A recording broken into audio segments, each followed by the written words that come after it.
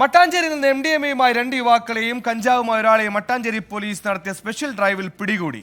കോമ്പാറാമുഖ സ്വദേശികളായ നുഹാസ്, നസീഫ്, ഷാരൂഖ് എന്നിവരെയാണ് അറസ്റ്റ് ചെയ്തത്.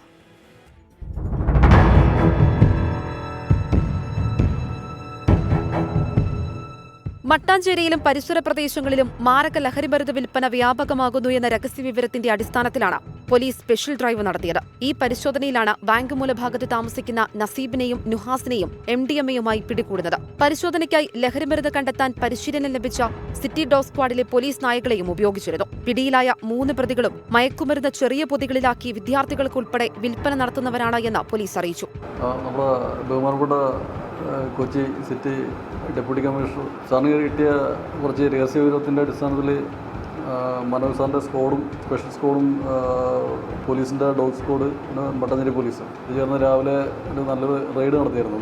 നമ്മൾ 5-8 ഡ്രഗ് പെഡലേഴ്സിൻ്റെ വീട്ടിൽ സെർച്ച് നടത്തി നമുക്ക് 3 കേസുകൾ ഇപ്പോൾ ലൈവായിട്ട് കിട്ടി. അതിൽ ഒരു കേസിൽ 1.4 ഗ്രാം MDMA, പിന്നെ ഒരെണ്ണത്തിൽ 6 ഗ്രാം MDMA, പിന്നെ ഒരു 5 ഗ്രാം കഞ്ചാവ്. ഇതിൻ്റെ ലിങ്കായിട്ട് ഇപ്പോൾ കൂടുതൽ കേസുകൾ നമുക്ക് കിട്ടും. പ്രതികളെ കോടതിയിൽ ഹാജരാക്കി റിമാൻഡ് ചെയ്യുമെന്ന് മട്ടാഞ്ചേരി പോലീസ് അറിയിച്ചു. 24 കൊച്ചി.